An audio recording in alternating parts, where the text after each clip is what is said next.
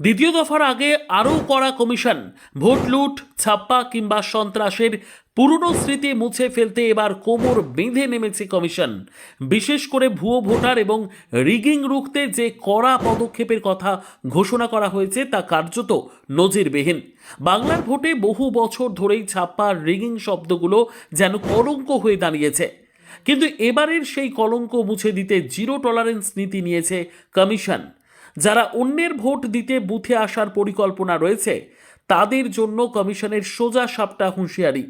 এমন কাজ করে ধরা পড়লেই সোজা 1 বছরের জেল। ভুয়ো ভোটার ধরতে এবার বুথের ভেতর ও বাইরে প্রযুক্তির ব্যবহারকে কয়েক গুণ বাড়িয়ে দেওয়া হয়েছে।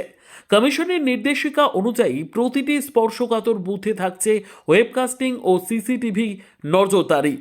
ভুয়ো ভোট দিতে গেলেই সেই দৃশ্য ধরা পড়বে ক্যামেরায়, যা সরাসরি মনিটর করবে নির্বাচন কমিশন। ভুয়ো ভোট দিতে এসে শনাক্ত হওয়া মাত্রই অভিযুক্তকে গ্রেপ্তার করা হবে, 1 বছরের কারাদণ্ড নিশ্চিত করা হবে। বিগত দফার তিক্ত অভিজ্ঞতা থেকে শিক্ষা নিয়ে কমিশন এবার কিছু বিশেষ এলাকাকে রেড জোন হিসেবে চিহ্নিত করেছে।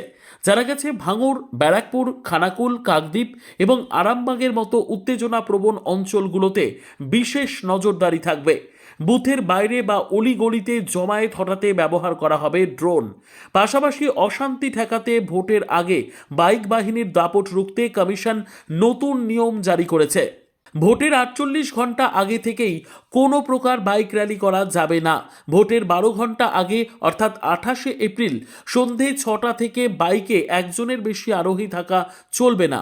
অর্থাৎ সওয়ারি নিয়ে দাপিয়ে বেড়ানো বাইক বাহিনীকে আগে ভাগে নিষ্ক্রিয় করার পরিকল্পনা করেছে প্রশাসন।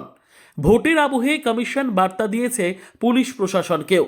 দায়িত্ব পালনে বা আইন শৃঙ্খলায় কোনো প্রকার গাফিলতি বরদাস্ত করা হবে না। আসল কথা, অবাধ ও শান্তিপূর্ণ ভোট করানোই এখন কমিশনের কাছে সব থেকে বড় চ্যালেঞ্জ। তবে সাধারণ ভোটারদের জন্য কমিশনের এই দৃঢ় অবস্থান নিশ্চিতভাবেই এক আশার আলো বলে মনে করছেন আম জনতা।